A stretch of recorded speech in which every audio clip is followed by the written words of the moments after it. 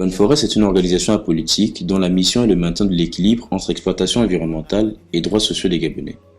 Depuis près de 20 ans, elle œuvre sur la problématique forêt-environnement. Elle a pour but d'informer, d'accompagner les parties prenantes pour une gestion durable et équitable des ressources naturelles. Cela implique que ces dernières soient exploitées dans le respect de notre environnement, des droits des communautés locales et peuples autochtones, impactés par les activités forestières, minières ou agro-industrielles.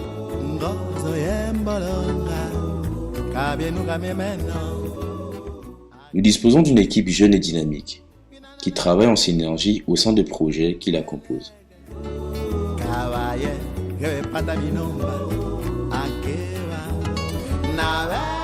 Bonne Forest bénéficie d'un personnel qualifié, au profil varié et suffisamment expérimenté dans les domaines d'action qui traduit sa vision et ses missions.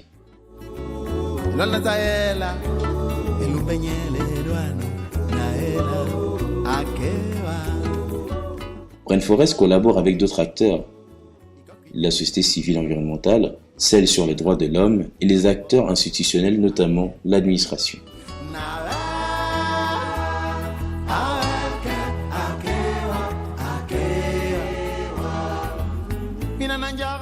Rainforest est une dénomination que nous avons retenue quand nous avons lancé la structure en 1998 avec Giuseppe Vassallo, un ami italien, ancien consul honoraire du Gabon à Milan, et très amoureux du Gabon avec un projet qu'il a développé en 1994 et Passé Mingouli.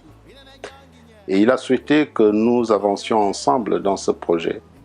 Mais malheureusement, il a trouvé la mort en 2000, accident de circulation à Milan. Et nous avons poursuivi ce challenge, cette aventure. C'est quoi Brain Forest? Brain Forest, comme son nom l'indique, c'est la forêt cerveau. Il avait estimé, nous avions estimé, que le fonctionnement de la forêt est assimilé à un cerveau avec toutes les ramifications que le cerveau comporte au niveau de l'organisme humain. Et pour le Gabon, il était question, dès le départ, de protéger une zone au nord du Gabon, au nord-est du Gabon, la zone de Logoué-Vindo, avec les plus belles chutes d'Afrique centrale, les chutes Kongu et les chutes Mingouli. Il fallait au départ que nous cherchions à négocier avec la compagnie forestière Rougier afin que cette compagnie se sépare des deux lots qui menaçaient les chutes Kongu surtout et les chutes Mingouli. Et nous avons fait ce travail à travers une association que nous avons créée pendant que je tenais le centre multimédia des Nations Unies, derrière Africa numéro 1, l'espace Internet. Les activités principales qui étaient demandées à tous les jeunes qui venaient avoir un abonnement Internet, c'était d'envoyer un mail à la compagnie Rougier, afin que Rougier puisse se séparer de ces deux lots. Créé en 1998, reconnu par le ministère de l'Intérieur en 2000, dès le départ, nous avons fixé plusieurs objectifs de Brain Forest. D'abord, sauver, comme je l'ai dit, sauver les plus belles chutes d'Afrique centrale et chercher à ramener Rougier à se retirer de deux lots. Et puis, ces objectifs ont évolué vers la gouvernance forestière en général.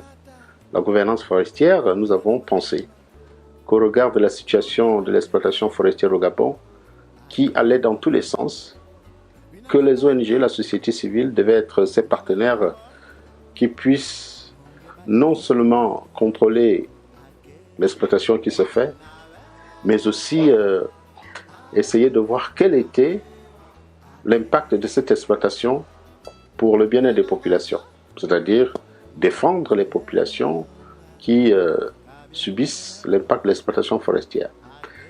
Donc cet objectif a été un deuxième objectif. Le troisième objectif, c'est de lutter contre la corruption dans le secteur. Vous savez, c'est un secteur très corrompu, très gangrené par les mauvaises pratiques non seulement il y a l'exploitation illégale, mais vous avez aussi des pertes énormes en termes de fiscalité pour l'État. Simplement parce que des individus ont mis en place toute une mafia qui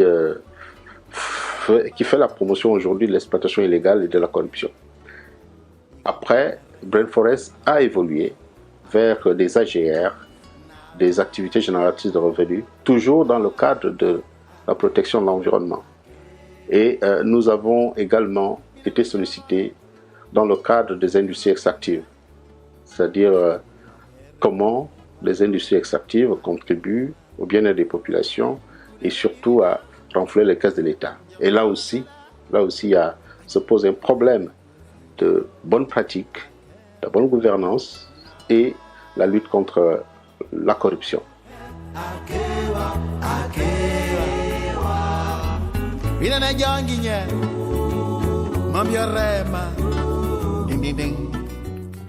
Le projet cacao sous ombrage comme développement économique, zéro déforestation pour les communautés du Gabon.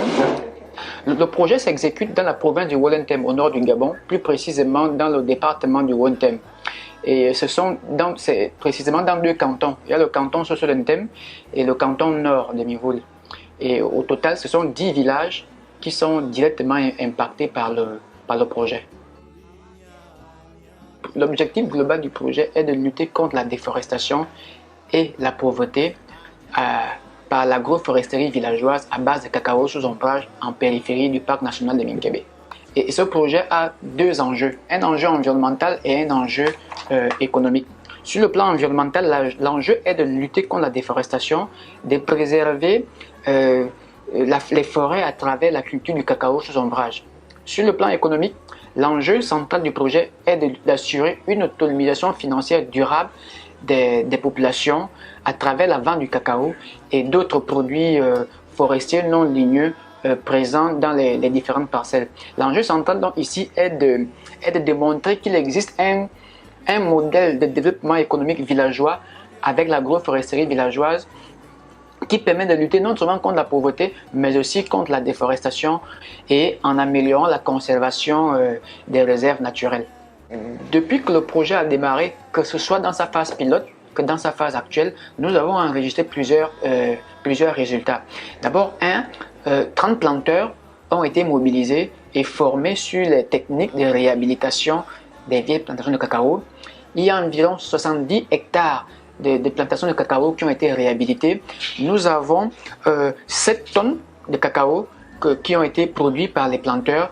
Il y a eu 3 pépinières pilotes qui ont été installées à proximité des plantations et les 3 pépinières rassemblées ont une capacité aujourd'hui de 14 000 plants. Et enfin, nous avons une coopérative agricole qui a été installée au canton nord de notre projet. Le projet Voix des citoyens, en abrégé CVK-C, est un projet qui se passe dans tout le bassin du Congo. Il a commencé en janvier 2017. C'est un projet, comme je le disais, axé sur le renforcement des capacités des acteurs non étatiques, renforcement des capacités à tous les niveaux, au niveau institutionnel, au niveau technique aussi, parce que nous avons été renforcés sur les méthodologies d'observation indépendante. Nous travaillons en équipe. J'ai une équipe composée de 2 experts, un expert OIFLECT, un expert investissement non forestier. Il faut dire que l'activité en elle-même n'est pas encore très valorisée au niveau du Gabon. C'est une première pour les organisations telles que Brain Forest de mener des activités d'observation indépendantes.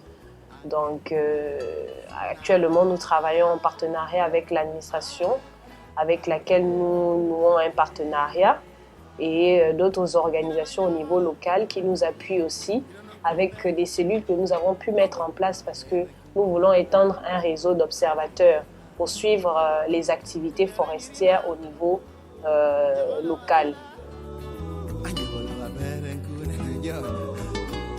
Il s'agit ici d'une consultation de Brain Forest pour le compte du concessionnaire GAW.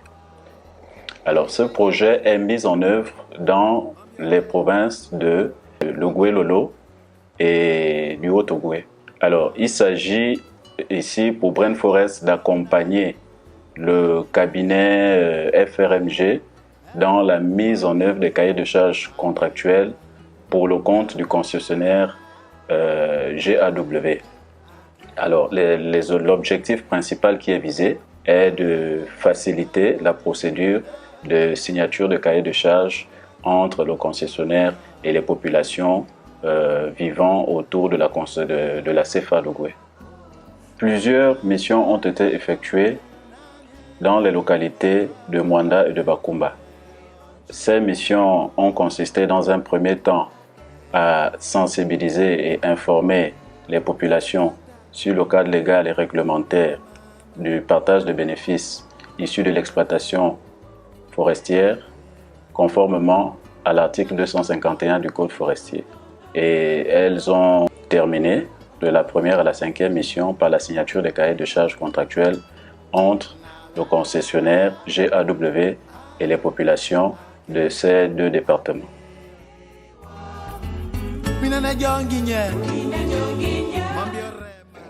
Il faut dire que le projet renforcement des capacités pour une implication effective des acteurs non étatiques dans la préservation du Kevazingo s'inscrit d'abord dans un programme, le programme FAO-UEFLECT, qui vise à financer les projets dans le sens d'améliorer la gouvernance forestière, donc en termes d'amélioration du cadre juridique. Alors, ce projet est financé par l'Union européenne et mis en œuvre au Gabon par l'ONG Brain Forest. Alors, nous avons ciblé 2 grandes zones en rapport avec l'activité forestière. Donc, il s'agit des provinces de Logo et Vindo et du Walentem. En ce qui concerne le Walentem, on a une forte présence du Kevazingo.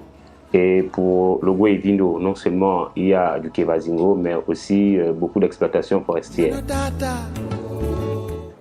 En termes d'objectifs spécifiques, le projet vise à faire respecter les normes CITES dans la gestion durable du Kevazingo, notamment dans les provinces identifiées, le Walentem et Logo et Vindo, mais en plus, comme je le disais d'entrée de jeu, de faire participer les acteurs non étatiques. Ici, on parle d'acteurs non étatiques, on fait allusion aux OSC, donc aux organisations de la société civile et les communautés, avec un aspect particulier sur l'implication des femmes dans ce processus. Alors, le projet vise en gros 4 grands résultats. Le premier résultat étant donc de présenter le projet aux populations cibles, donc aux partenaires clés.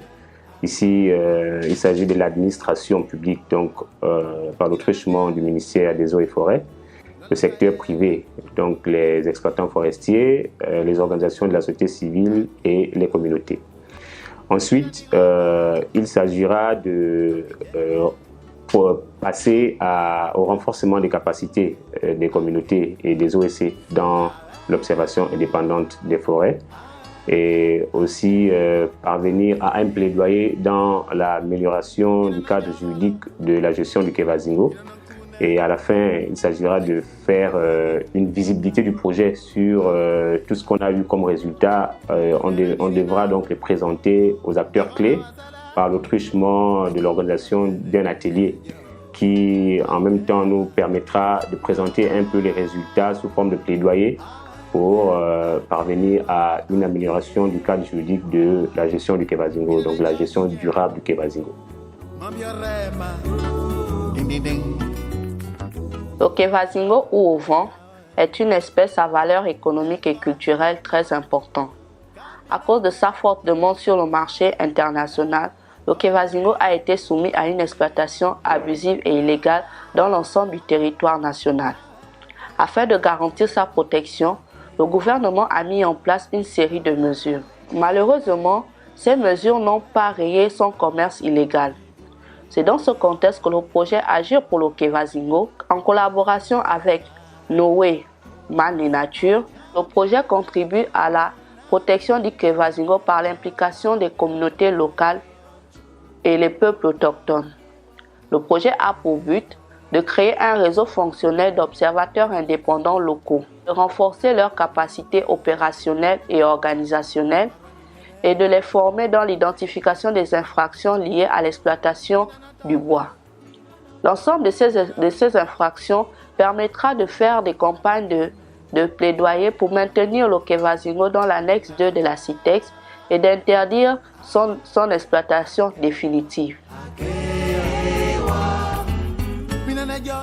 Dans le cadre du projet, de la phase 2 du projet Défi, soutenu par l'ONG française Agir ensemble pour les droits humains, ce projet est mené dans la province de Longoulié, notamment dans le département de Tsamba Magouti et Mondji Dolo, dans lesquels il existe une forte activité d'exploitation des ressources naturelles, notamment forestières, et également des activités agro-industrielles.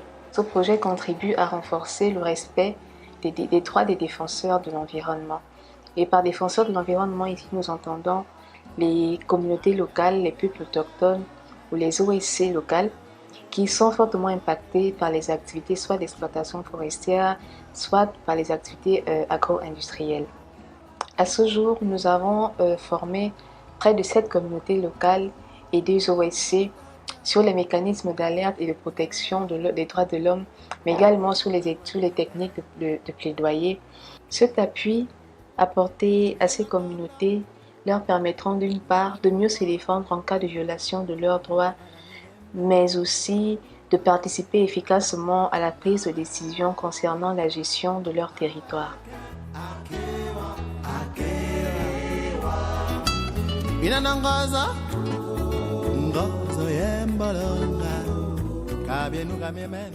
Le projet Tracer est mis en place en septembre 2018.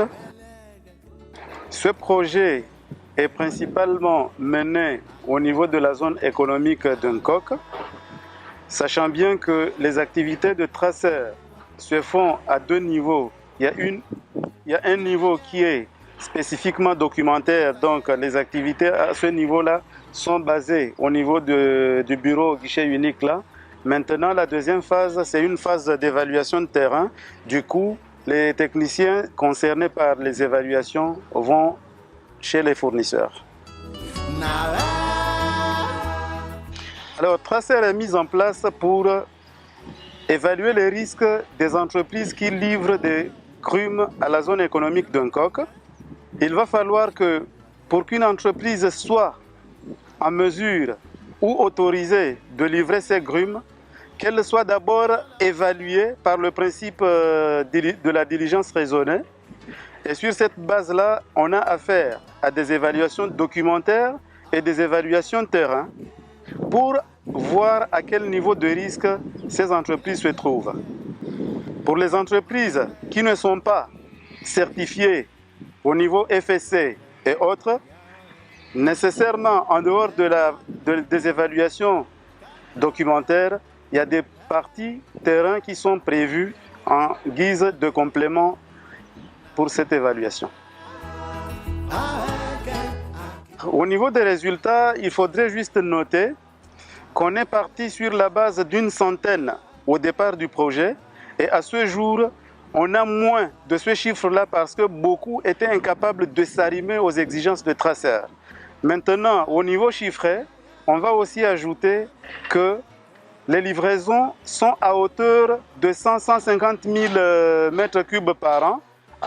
Et là, on va dire quoi? On va dire que 40-50% de ces livraisons sont assurées par voie ferroviaire ou bien par voie terrestre.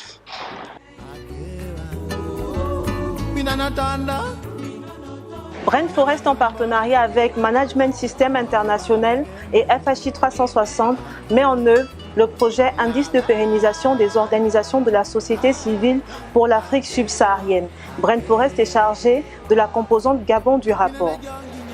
Outil développé par l'Agence des États-Unis pour le développement international, l'indice de pérennisation consiste à évaluer l'environnement dans lequel travaillent les organisations de la société civile gabonaise, et ce, sur la base de 7 dimensions de durabilité. il permet également de poser le diagnostic interne des forces et faiblesses des organisations de la société civile et d'identifier les difficultés auxquelles elles font face. Enfin, l'indice de pérennisation permet d'apprécier la capacité des organisations de la société civile gabonaise à s'adapter aux changements et à faire face aux difficultés qu'elles rencontrent. Brain Forest met en œuvre la composante Gabon du projet sous-régional Verdir le respect des droits de l'homme dans le bassin du Congo. Financé par l'Union européenne, le projet Verdir le respect des droits de l'homme dans le bassin du Congo a pour objectif la promotion des droits des défenseurs de l'environnement et la mise en place des mécanismes d'alerte et de protection de ces derniers. Pour atteindre ces objectifs, le projet a mis l'accent sur la sensibilisation et le renforcement des capacités de l'ensemble des parties prenantes impliquées dans la gestion des ressources naturelles au Gabon, à savoir l'administration, les organisations de la société civile nationale, les magistrats, les journalistes, les communautés locales et les populations autochtones principalement impactées par l'activité d'exploitation des ressources naturelles. Le projet Verdir a permis d'évaluer la situation des droits des défenseurs de l'environnement au Gabon et de mettre en place un réseau de défenseurs de l'environnement outillés capables de mener des actions pour la protection du droit de l'environnement et des droits de l'homme de façon générale.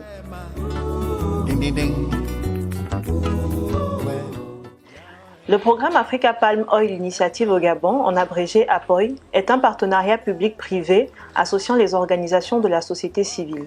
Il a pour objectif de soutenir la production d'une huile de palme durable, respectueuse de l'environnement, des droits sociaux, avec un faible impact sur les forêts tropicales d'Afrique centrale et occidentale. Il démarre au Gabon à la suite de l'adhésion du pays à l'initiative du même nom en novembre 2016.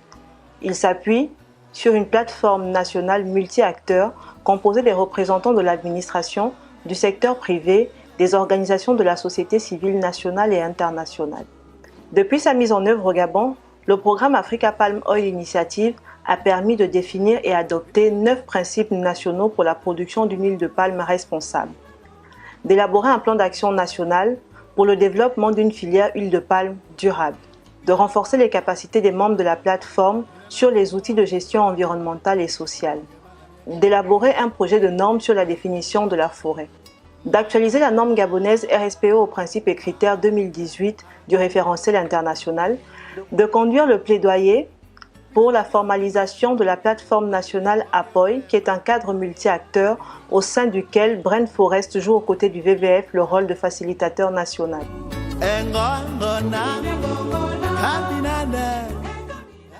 Comme toutes les organisations de la société civile, Brain Forest fait face à un certain nombre de défis.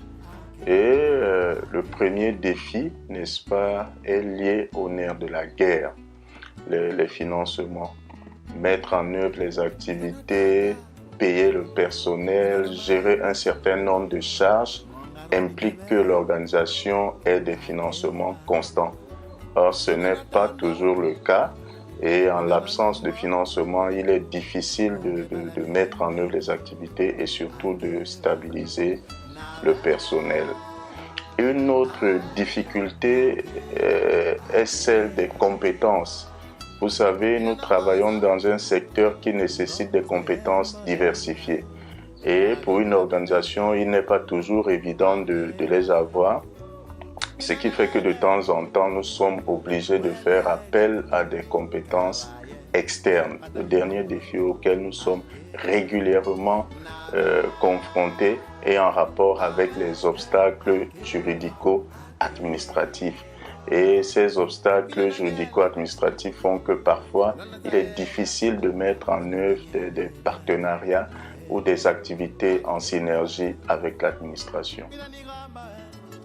En sa qualité d'organisation citoyenne, Brain Forest va continuer d'accompagner l'État gabonais dans la mise en œuvre des politiques publiques en rapport avec la gestion des ressources naturelles en général. Et mes collègues sont largement revenus sur les différentes thématiques qui sont traitées par notre organisation. Par contre, en termes de domaine exploratoire, nous comptons embrasser 3 nouvelles thématiques. La première thématique est liée au changement climatique parce que, comme vous le savez, l'État est en train d'adopter une ordonnance sur les changements climatiques et les activités dans ce domaine auront une incidence remarquable sur les droits des communautés, notamment les droits fonciers. Donc il est important que l'organisation s'intéresse à cette thématique. Une deuxième thématique que nous allons explorer est celle de la certification forestière. Pour l'État gabonais, il est question d'avoir l'ensemble des concessions forestières certifiées et c'est important qu'une organisation comme Brainforest qui travaille sur la gouvernance forestière s'intéresse à ce qui sera fait en termes de certification, en termes de démarche pour la certification, en termes de modèle de certification qui sera développé en République gabonaise. Et la troisième thématique que nous comptons rajouter à nos activités et en rapport avec la gestion durable de la chasse. Pourquoi la gestion durable de la chasse? Parce que en milieu rural, la plupart des activités des communautés, autant pour moi, tirent leurs revenus, n'est-ce pas, de la pratique de la chasse. Or, on est dans un contexte où il y a très peu d'informations, très peu de sensibilisation et très peu d'accompagnement en matière de pratique de la chasse, en matière de sensibilisation sur la réglementation régissant ce secteur. Quand nous lançons la structure Brainforest, le premier bailleur que nous avons, qui nous a aidés, c'est Giuseppe Vassallo, comme je l'ai dit. Après, il nous a mis en connexion avec Greenpeace Belgique. Greenpeace Belgique à travers Philippe Verbelen, qui nous a apporté le premier financement, un financement avec un équipement comme un appareil, le premier appareil photo pour aller sur le terrain. Et le deuxième bailleur de fonds, le troisième, autant pour moi, c'est la Rainforest Foundation UK. Le tout premier gros financement, c'est avec la Rainforest Foundation UK, une organisation britannique créée par Sting. Et Simon Council, qui a longtemps dirigé cette organisation, a vraiment estimé que nous étions une organisation très sérieuse et nous l'avons prouvé. Je voudrais par exemple citer le plus gros projet que nous avons géré avec eux, c'est le projet cartographie participative. Après, nous avons eu toute une chaîne, surtout après l'obtention de mon prix Goldman, nous avons eu beaucoup de partenaires qui sont ajoutés. Par exemple, l'Union européenne, la FAO, la coopération norvégienne. Vous avez des ONG comme Noé aujourd'hui, qui nous accompagnent dans le projet Cacao. Vous avez beaucoup de partenaires et j'en oublie. En ce moment, nous sommes en train de lancer des projets avec Client Earth, avec WRI, avec plusieurs partenaires. Donc, franchement, je voudrais remercier tous ces partenaires financiers qui nous accompagnent depuis des années. Il y a des nouveaux, il y a des anciens, il y a des traditionnels. Donc voilà, peut-être que j'en oublie quelques-uns, mais je tenais à remercier tous ces partenaires financiers. Akeba, mina nigamba